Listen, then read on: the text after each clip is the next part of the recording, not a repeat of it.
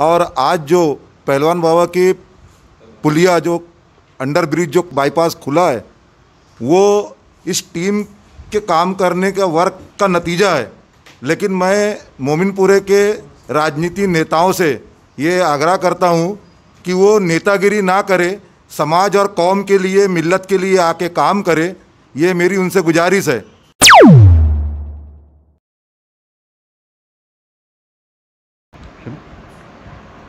जैसा कि आप सब जानते हैं कि पूरे मुल्क में कोविड का पेंडेमिक चल रहा है।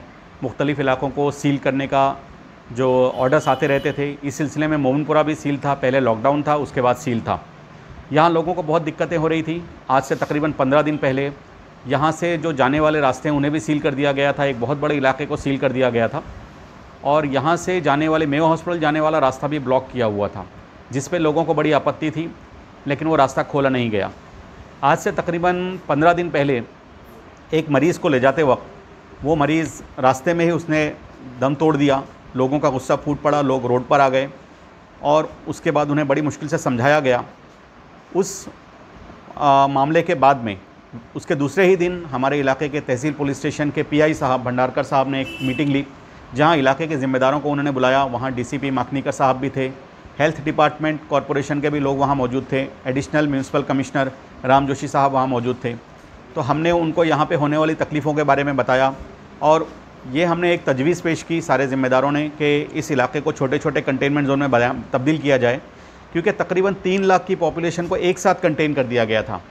तो मेडिकली भी इतने बड़े इलाके को अगर कंटेन किया जाए तो वहाँ से कहीं ना कहीं से बीमारियाँ निकलती जाएगी। और जो गाइडलाइंस कहती हैं सेंट्रल गवर्नमेंट की कि किसी भी इलाके से अगर 28 दिन तक लगातार कोई पेशेंट नहीं निकलता है तो तभी उस इलाके को छोड़ा जाएगा या खोला जाएगा। तो इन गाइडलाइंस के हिसाब से अगर देखा जाए तो ये जो कंटेनमेंट जोन बना था, तकरीबन 3 किलोमीटर का रेडियस, तकरीबन 3 लाख की पॉपुलेशन, और हर बार ये हो रहा था कि कभी किसी एक कोने से पेशेंट निकल रहा था, दूसरे दिन किसी और कोने से पेशेंट निकल रहा था। और जो हालात थे उसके मद्देनज़र ऐसा लग रहा था कि शायद कई महीनों या हो सकता है 1 साल भी हो जाएगा अगर इस गाइडलाइन के हिसाब से इलाके खुलने की बात हो तो हमने ये तजवीज़ पेश की कि चूँकि अगर हमें बीमारी को भी कंट्रोल करना है, लोगों को जो व्यावसायिक तकलीफ़ें हो रही हैं, लोगों के काम धंधे बंद है, बाहर जाने वाले जो लोग हैं जो बाहर जाकर मोमिनपुरा से काम करते हैं उनके भी काम धंधे बंद है, यहाँ के लोगों के दुकानें बंद हैं, ऑफिसेज़ में जाने वाले लोग अपने ऑफिसेज़ नहीं जा पा रहे हैं। और एक बहुत बड़ा मसला यहाँ पर यह है कि ये इलाका में काफ़ी बड़ी तादाद उन लोगों की है जो रोज़ कमाते हैं और रोज़ खाते हैं, चाहे उनमें ऑटो चलाने वाले लोग हों या छोटा मोटा धंधा करने वाले लोग हों या बाहर जाकर ठेला लगाने वाले लोग हों। तो लॉकडाउन खुलने के बावजूद भी जबकि पूरा मुल्क में लोगों की दुकानदारी शुरू हो चुकी थी, काम धंधे शुरू हो चुके थे, यहाँ के इलाके के लोगों को ये तकलीफ़ का फिर भी सामना करना पड़ रहा था।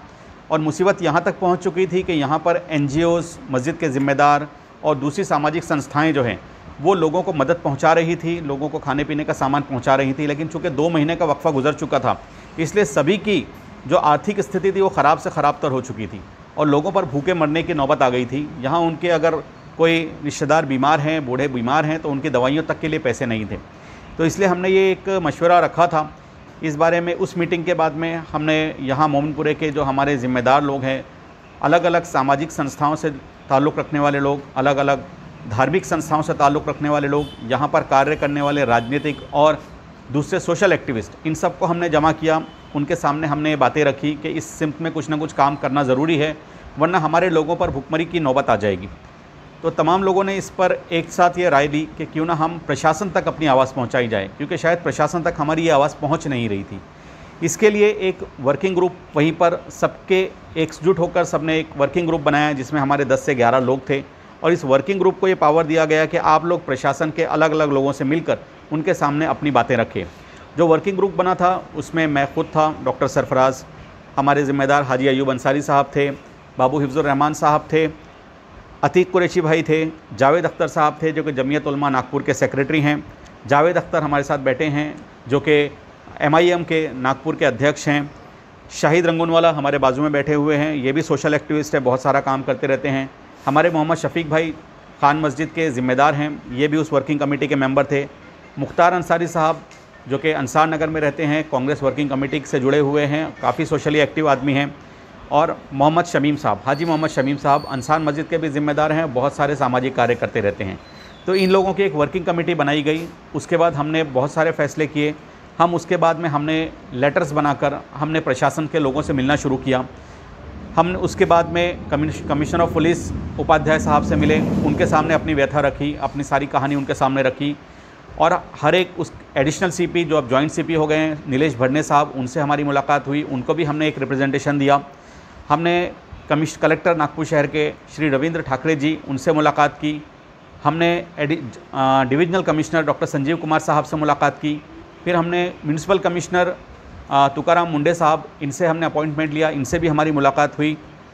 और इन तमाम ऑफिशियल्स, उसके अलावा महाराष्ट्र के गृह मंत्री श्री अनिल देशमुख साहब, इनसे भी मुलाकात हुई हमारी। महाराष्ट्र लेजिस्लेटिव असेंबली के स्पीकर श्री नाना पटोले साहब, इनसे भी हमारी मुलाकात हुई। उन सबको हमने रिप्रेजेंटेशन दिया। हमारे लोगों ने यहाँ की सारी कहानी, सारी बातें बताई उनको, और ये बताया कि लोग अब भूख से मरने के लिए तैयार नहीं हैं, कोरोना से मरने के लिए तैयार हैं।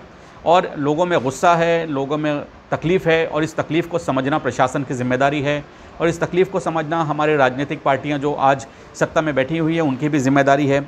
इन तमाम लोगों का हम सबसे पहले तो शुक्रिया अदा करते हैं कि इन्होंने अपना बहुत बहुमूल्य समय हमें दिया, और हमें वक्त देने के बाद हमारी बातें सुनी, और हमारे को बातों को उन्होंने सोचा कि इसके ऊपर कुछ किया जा सकता है। विशेष तौर पर कमिश्नर नागपुर म्यूनिसिपल कॉरपोरेशन के कमिश्नर तुकाराम मुंडे साहब, जिन्होंने हमें अपना समय दिया, उसके बाद हमारी बात को बहुत गौर से सुना, हमारा बहुत डिस्कशन हुआ। हालांकि पहले उनका ये कहना था कि शायद ऐसा नहीं हो सकता, लेकिन जब हमने उन्हें कन्विंस किया, उनको बताया कि ये छोटे जोन बनाने से कुछ फ़ायदे होंगे, कि सबसे पहले कि बीमारी वहीं के वहीं रोकी जा सकेगी, बहुत सारे लोगों को सहूलत मिल जाएगी। और जो मोमिनपुरे का कंटेनमेंट जोन था, मैंने आपको बताया कि एक 3-4 किलोमीटर का रेडियस था, तकरीबन 3 लाख की पॉपुलेशन है। और जो बीमारी निकली है वो बीमारी कुछ पट्टों में निकली है, कुछ हिस्सों में निकली है, लेकिन इसकी वजह से पूरे इलाके को तकलीफ़ हो रही थी, और ये तकलीफ़ कम होने का नाम नहीं ले रही थी। अगर छोटे छोटे जोन बनाए जाएँ तो बीमारी वहीं के वहीं रुक जाएगी।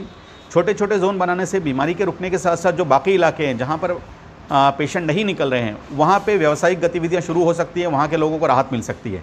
तो इस पर बहुत हमारी कोशिशें हुई। हम डॉक्टर सवई साहब की तरफ हमें डायरेक्ट किया, मुंडे साहब ने, हम उनसे भी मिले, और ये जो पूरी कोशिश हमारी पिछले तकरीबन 10-12 दिनों से हो रही थी। तो मैं आपको बताऊं कि इस इलाके के जो ज़िम्मेदारान, जो सारे के लोग हैं, उन्होंने बहुत कोशिशें की, और ख़ास तौर से हमारे वो ज़िम्मेदार जो हमारे साथ बैठे हैं, जिनका मैंने नाम लिया हूं, हमारे जावेद भाई, उसमें जमजम कंप्यूटर मोबाइल वाले वो भी थे।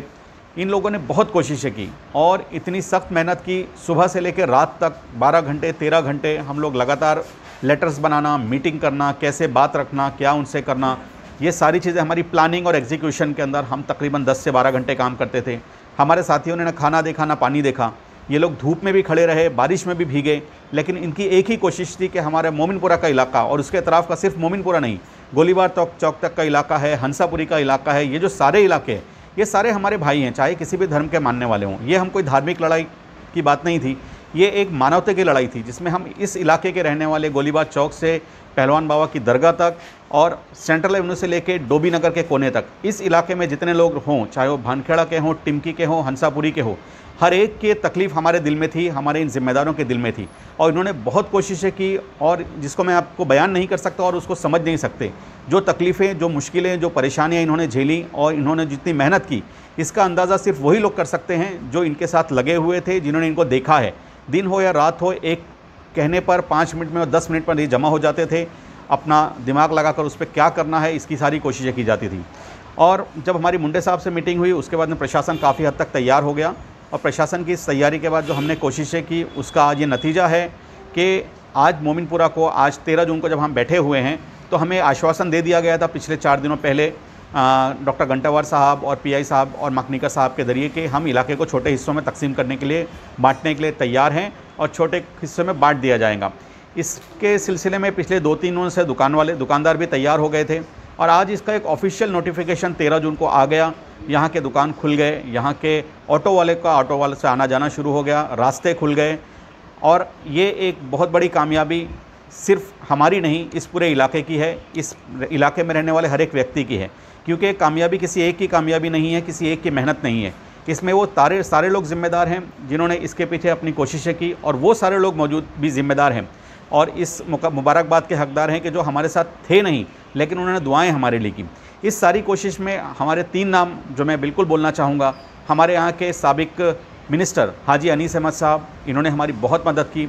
हम उनके भाई अल्ताफ़ अहमद भाई, इन्होंने भी बहुत मदद की हमारी, और वेस्ट नागपुर के एमएलए विकास ठाकरे साहब, इन्होंने भी हमारी कलेक्टर साहब से मुलाकात और बाकी सब चीज़ों में बहुत मदद की। तो हम इन सब का पहले तो शुक्रिया अदा करते हैं मुंडे साहब और सारे प्रशासनिक अधिकारियों का, इन तमाम जिम्मेदारों का और इन तमाम व्यक्तियों का जिन्होंने हमारी मदद। जिसको बोला जाता है वो 4 किलोमीटर का रेडियस था, राम मंदिर से शुरू होता था और फुवारे चौक तक का ख़त्म होता था, फुवारे चौक से लेके पाँचपौली के ब्रिज तक का ख़त्म होता था और वो रेलवे लाइन को कवर करते हुए गार्ड लाइन पे आके ख़त्म होता था। यानी इतना बड़ा रेडियस था जिसमें 3 से 4 लाख लोगों की पॉपुलेशन था और उसके अंदर 22 बस्तियाँ थी। ये इसका नोटिफिकेशन 12 अप्रैल को नागपुर म्यूनसिपल कॉरपोरेशन 12 अप्रैल 2020 को डिक्लेयर्ड की, जिसका डॉक्यूमेंट कागज़ मेरे पास में यहीं पर रखा हुआ है। और इसमें जानबूझ के ये जो मैप है आपके सामने जो रहा है, इस पर पूरा रेडियस बना। इसके खिलाफ में 2 महीने तक कई तकलीफ़ें बर्दाश्त करते रहे। नागपुर शहर के अंदर गोलीबार चौक पे पेशेंट निकला वो मोहनपुरा हो गया, हंसापुरी में निकला वो मोहनपुरा हो गया, टिंकी में निकला वो मोहनपुरा हो गया, भालदारपुरे में निकला वो मोहनपुरा हो गया। ये मतलब इस रेडियस के अंदर कहीं पर भी पेशेंट निकलता उसका टाइटल होता था मोहनपुरा। उसकी वजह से मोहनपुरे की ऐसी बदनामी हुई कि लोग पूरे शहर के अंदर इससे नफरत करने लगे कि भाई ये कोरोना वायरस का पैदा करने वाला इलाका है करके। तो हमारे जहन में जब ये गवर्नमेंट का लूप होल आया, हमने जब डॉक्यूमेंट्स को हासिल किया तो हमने ऑफिसर्स को बोलना शुरू किया कि भाई आपने मोहनपुरा कैसे बनाया।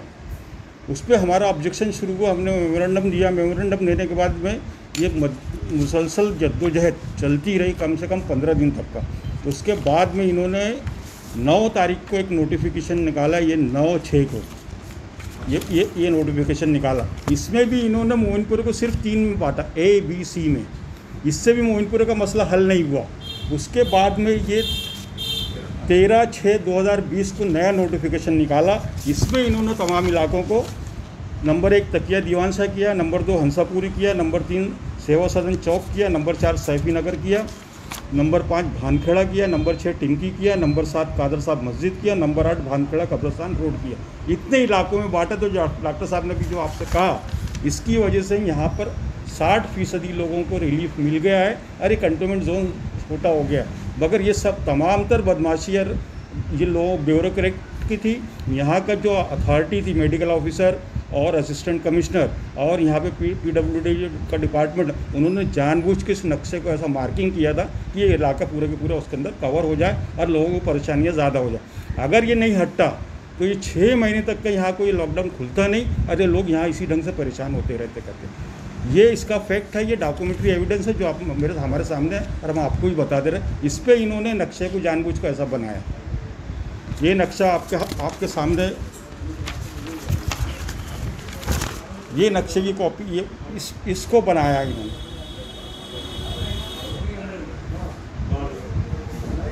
और ये नया नोटिफिकेशन निकाला।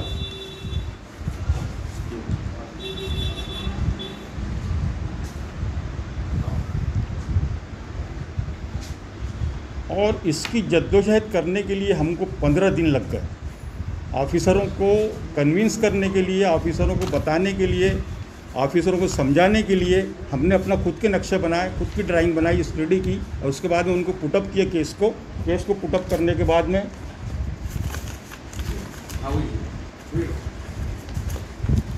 ये हमने अपनी ड्राइंग बनाई, उनको बताया कि साहब देखो इस किस्म का मोहनपुर का बाइफर्केशन हो सकता है करके।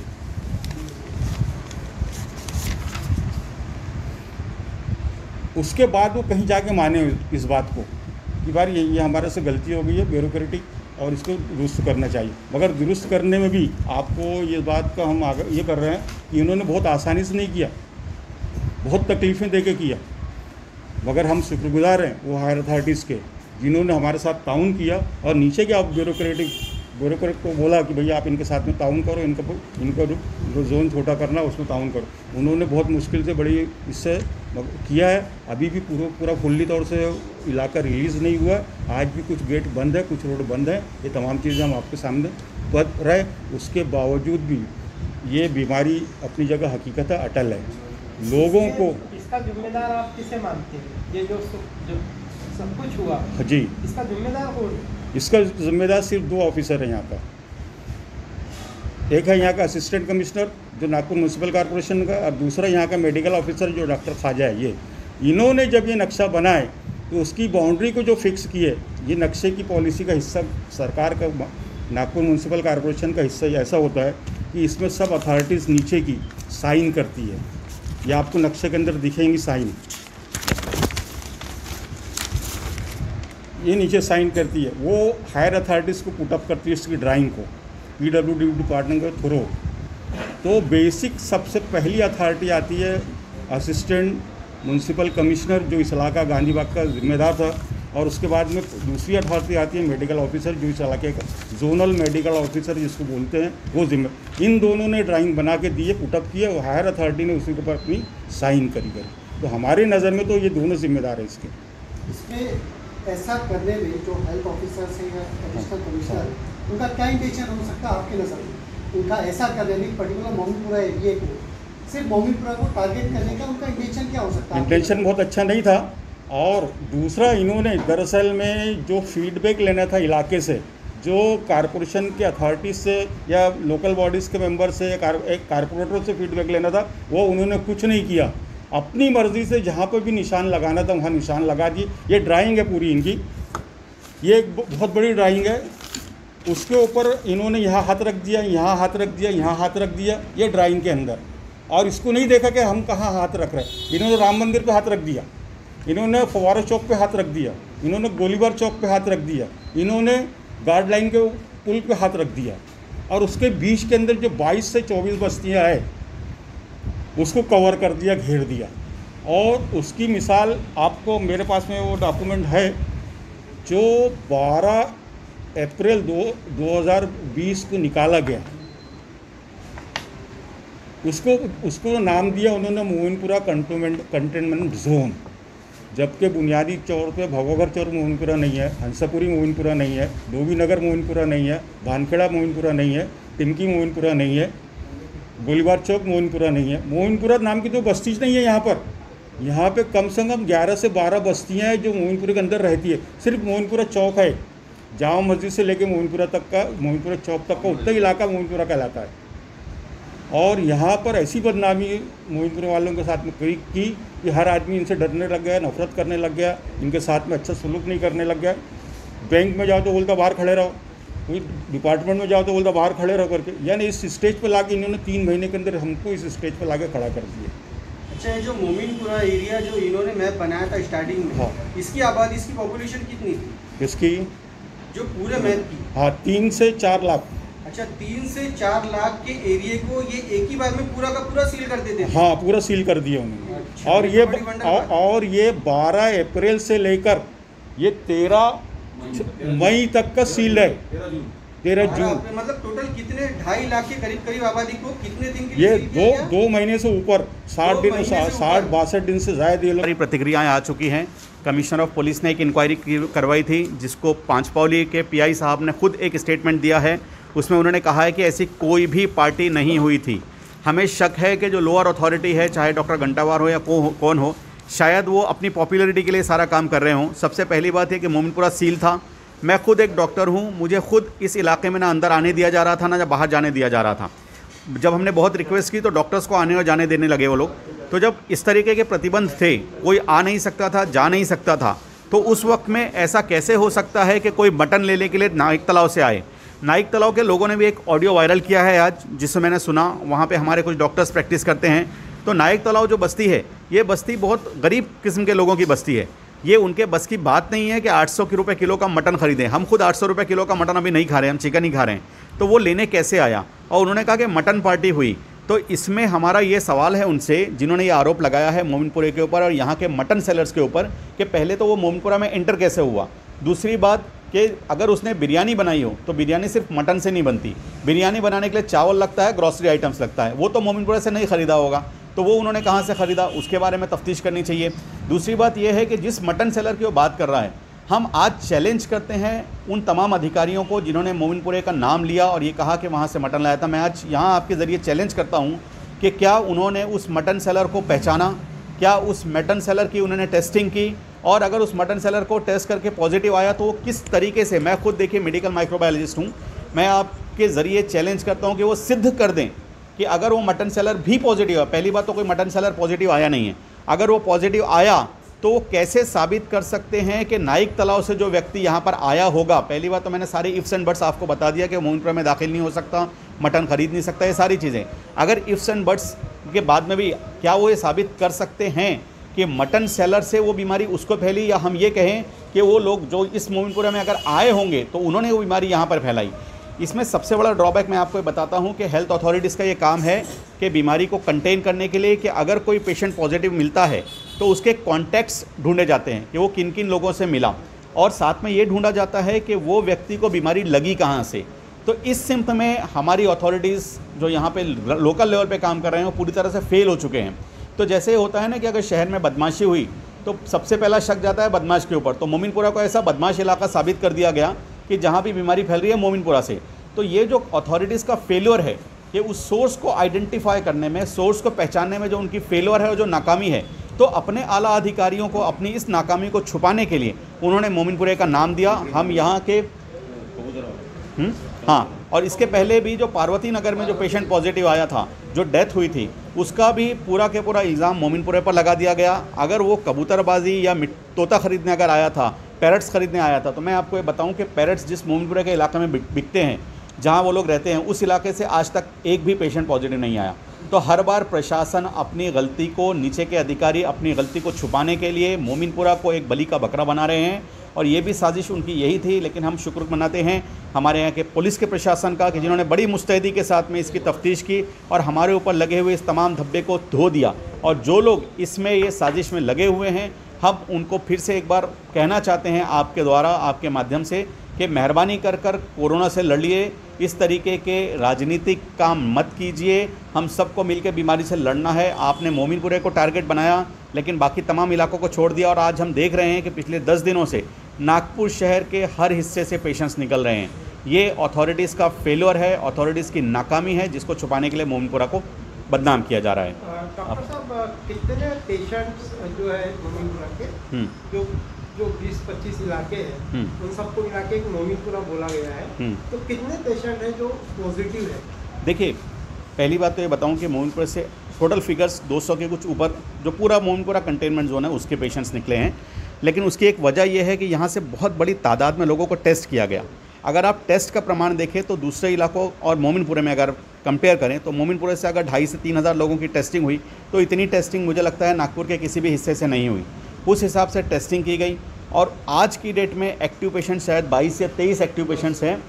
मोमिनपुरा जो 10 एक्टिव पेशेंट, थोड़े बहुत ही पेशेंट्स एक्टिव हैं कि पिछले 2.5 महीने से। अगर हम आज भी चैलेंज करते हैं कि अगर जिस तरीके से टेस्टिंग मोमिनपुरे में की गई, अगर उसी प्रकार की टेस्टिंग पूरे शहर में की जाएगी तो इसके मुकाबले अगर हमारे यहाँ 10% पेशेंट्स निकले, अगर 3,000 टेस्टिंग की और 200 निकले, 8% पेशेंट पॉजिटिव निकले, तो दूसरे इलाकों में भी 10 से 15% पेशेंट पॉजिटिव निकलेंगे। आज की जो खबर है हमारे बहुत सारे मीडियाज़ में आई हुई है कि एक हाई प्रोफाइल पार्टी हुई और उस पार्टी को छोड़ दिया गया, उस पार्टी में शामिल हुए लोगों को क्वारंटाइन भी नहीं किया गया।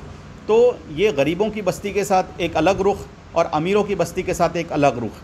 तो इस मुद्दे पर भी हम प्रशासन को ये कहना चाहेंगे कि आप हम सब की प्रशासन है, चाहे हम गरीब हों या अमीर हों, जितना आप मुस्तैदी से यहाँ काम करना दिखा रहे हैं लोगों को कि हम इतनी मुस्तैदी से काम कर रहे हैं, हम कहना चाहेंगे कि उतनी ही मुस्तैदी से उनके तरफ भी काम किया जाए, क्योंकि बीमारी किसी को देख कर नहीं आ सकती।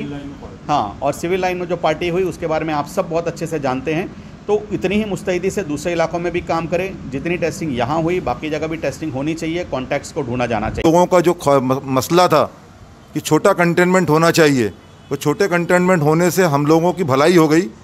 और आज जो पहलवान बाबा की पुलिया, जो अंडर ब्रिज जो बाईपास खुला है, वो इस टीम के काम करने के वर्क का नतीजा है। लेकिन मैं मोमिनपुरे के राजनीति नेताओं से ये आग्रह करता हूँ कि वो नेतागिरी ना करे, समाज और कौम के लिए, मिल्लत के लिए आके काम करे, ये मेरी उनसे गुजारिश है।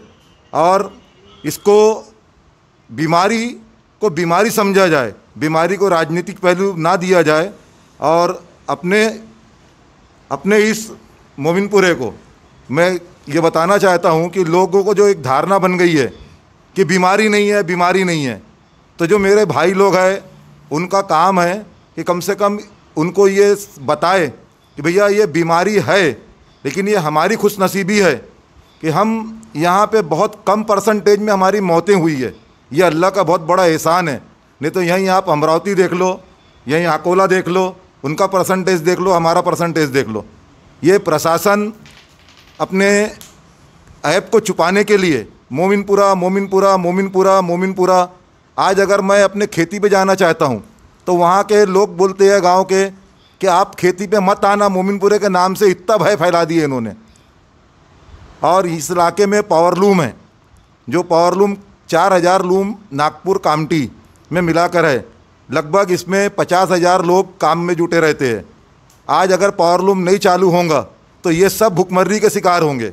जिस तरीके से और दुकानें चालू की गई है, उसी तरीके से पावरलूम इंडस्ट्री को भी चालू करने का प्रशासन को ध्यान देना चाहिए। जो कंटेनमेंट जोन से बाहर हो गए हैं उनको पावरलूम चलाने की इजाज़त देना चाहिए। कंटेनमेंट में अगर आते हैं तो हम लोग खुद उसको बोल के बंद कराएंगे, लेकिन जो कंटेनमेंट के बाहर आ गए हैं उसको इनको चालू कराने का इजाज़त देना चाहिए। मैं ऐसी सिफारिश करता हूँ।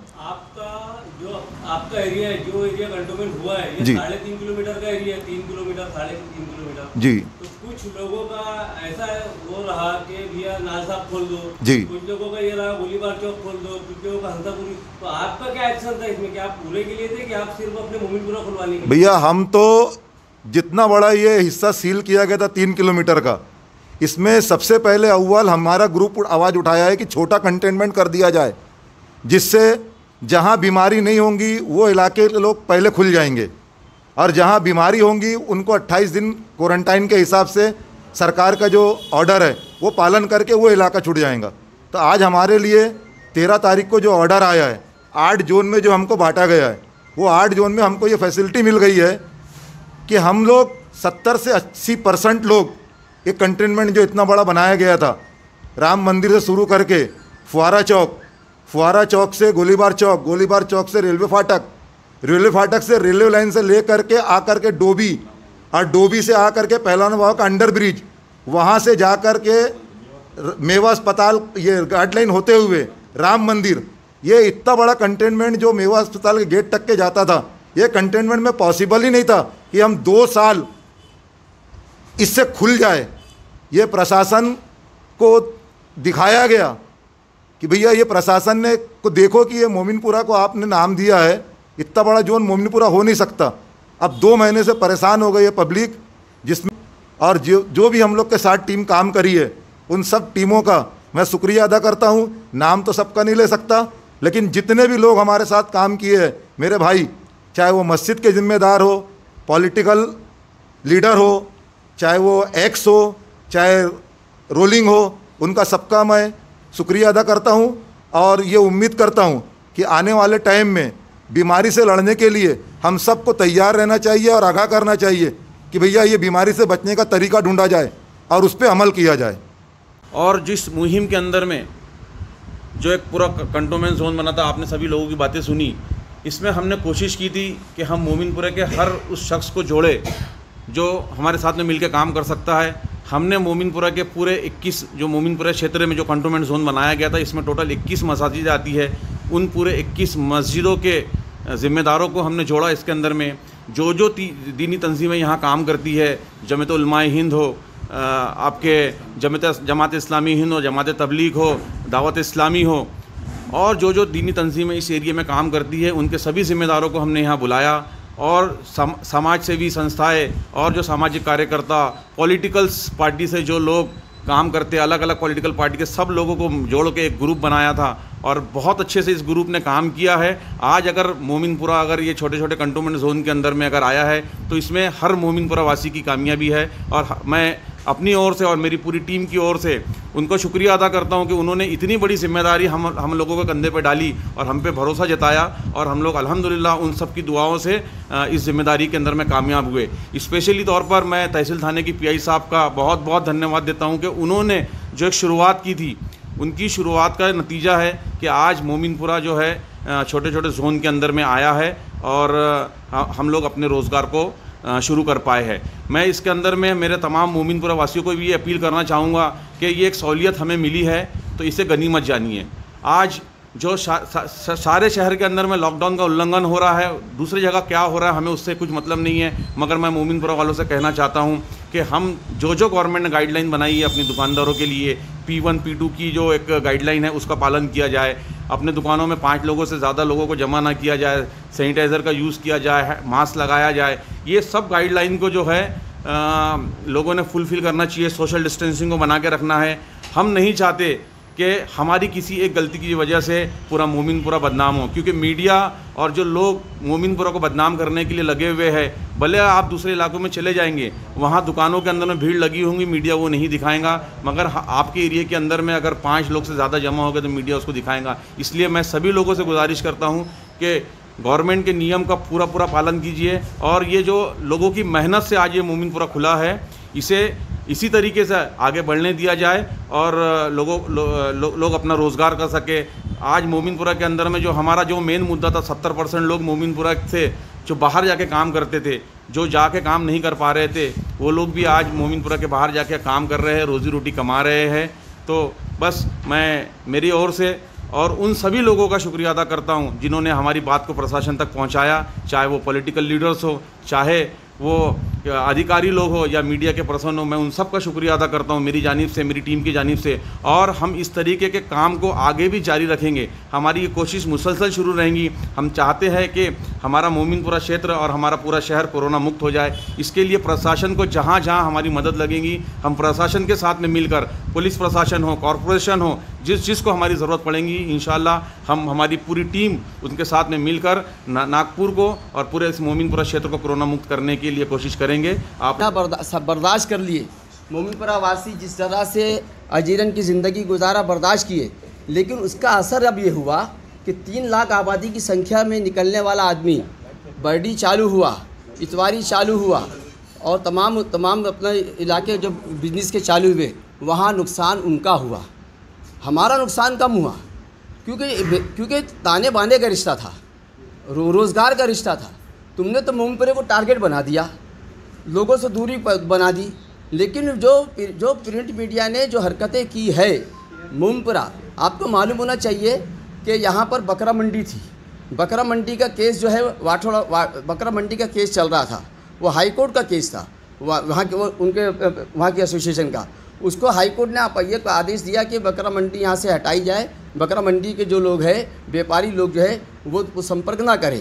दूसरे दिन खबर आ रही है, नाम ले रहा हूँ मैं, उस पर लोकमत समाचार हेडलाइन डालता है कि मोमिनपुरा वासियों से मिलना जुलना बंद करें। सवाल ये उठता है कि केस तो हाई कोर्ट का था, हमारा नुकसान नहीं हुआ। मैं बिल्कुल इस बात को बताना चाह रहा हूँ कि नागपुर शहर को, जो मैं दावे के साथ कह रहा हूँ कि हमारे इलेक्ट्रॉनिक मीडिया ने तो हर तरीके से गली तक पहुँचकर अब उसकी जानकारी ली, लेकिन प्रिंट मीडिया ऐसा भी था जिसने ऐसा भी एक हमारे पे आरोप लगाया कि जब हमारे साथी आंदोलन कर रहे थे और हम लोग सामने थे यहाँ पर क्वारंटाइन करने के लिए, तो एक वही लोकमत समाचार और कुछ अखबार वाले, उन्होंने डंके की चोट पे लिखा कि यहाँ पे चुटभैया लोग जो है वो राजनीतिक कर रहे हैं। अब सवाल ये उठता है कि भाई 3 लाख लोगों का जज्बे को रोकने वाले हम, ये बात दावे के साथ कहता हूँ कि हमारी टीम सामने नहीं आती, सरफराज भाई, अयूब भाई और हमारी जमात के और हमारी तमाम मुस्लिम उलमा लोग सामने नहीं आते, तो यहाँ पर लॉ एंड आर्डर इतना बिगड़ जाता, लॉ एंड आर्डर बिगड़ता। उस लॉ एंड आर्डर को संभालने काम डॉक्टर भूषण कुमार उपाध्याय साहब को और उनकी पूरी टीम को, गांधी बाग PI साहब को, DCP साहब को मैं बधाई देता हूँ कि खुफिया विभाग ने रिपोर्ट दिया, कि लॉ एंड आर्डर बिगड़ रहा है। और ये हमारा तो ये सवाल बिल्कुल सही है कि आपको राष्ट्रपति अवार्ड चाहिए क्या, पद्म भूषण चाहिए क्या, जनाब अपना ख्वाजा साहब को, जनाब गंडमवार साहब को, तो हम लोग दे देते हैं ना। लेकिन इस तरीके से एक महल्ले को टारगेट बनाकर आपने पूरे नफरत फैलाने का जो काम किया, ये जिसका हम निषेध करते हैं, मजम्मत करते हैं, और आपने दूरियाँ बनाई है, तो ये ज़ख्म बहुत मुश्किल से भरेगा। हमारी टीम के तमाम साथियों ने जो मोमिनपुरे के बारे में जो गलत प्रचार, गलत प्रसार से जो बदनाम करने की कोशिश की गई है, तो मैं, बाकी साथियों ने सब बातें तो बता दी है, मैं सिर्फ इतना कहना चाहूँगा आपके माध्यम से कि बीमारी से लड़ना है, बीमार से नहीं। ये आप रिंगटोन तो सुन ही रहे हैं, ये रिंगटोन आप रोज़ सुन रहे हैं, मगर हालात ये है कि आप बीमार से लड़ रहे हैं, तो मैं इसका खंडन करूँगा। आप बीमारी से लड़े। आज देखा जाए तो बीमारी से लड़ने के लिए आपको क्या करना है, बीमार जो है उसकी तीमरदारी करना है। आज जो बीमार हो रहा है तुम उसको छूत समझ रहे हो, अछूत समझ रहे हो। तो मैं इस आपके माध्यम से चाहूँगा कि भाई बीमार को हौसला दे, उसकी हिम्मत अफजाई करे, ताकि वो बीमारी से लड़ने में कामयाब हो और बीमारी हमारे लोगों से दूर जाए और हम कोरोना को जीत सके। एक सवाल था मेरा जाहिद भाई आपसे कि इतना बदनाम किया गया मोमिनपुरा को, क्या असर हुआ है मोमिनपुरा पे इन चीज़ों का? ये बदनाम करने से एक तो क्या होगा, जो यहाँ के लोग जो दूसरे इलाके में जाके काम करते थे उसमें मेरा बेटा खुद शामिल है, आज उसको मना कर दिया गया कि भैया आप ड्यूटी मत आओ। तो ऐसे मैं तो समझता हूँ कि ऐसे मोमिनपुरे में जो बाहर जाके काम करने वाले हैं तो कम से कम 20 से 25% लोग हैं जो जिनको इसका खमियाजा भुगतना पड़ रहा है, इसका नुकसान ही हो रहा है, बदनामी हो रही है। बीमार यानी मोमिनपुरा क्या है, अरे यार कोरोना लेके आ रहा है, ये जहाँ से आ रहा है मोमिनपुर से आया क्या, बीमार कोरोना लेके आया। इवन क्या ऐसा हो गया है जो हमारे जो रिश्तेदार हैं जो दूर दराज के, वो भी हमसे कतरा के बात कर रहे हैं, वो भी हमको अछूत समझ रहे हैं, हालांकि हम बीमार नहीं है। ऐसे लोग जो बीमार नहीं है, जिसको कोरोना में कोई अभी तक उसको ना निगेटिव पॉजिटिव नहीं है, कुछ भी नहीं है, बीमार भी नहीं है, अगर वो मोमिनपुरा से चले गया तो उसको अछूत समझा जा रहा है। तो ये नहीं होना चाहिए। इसलिए मैं कहूँगा, बार बार कहूँगा कि भाई बीमारी से लड़ना है, बीमार से मत लड़ो।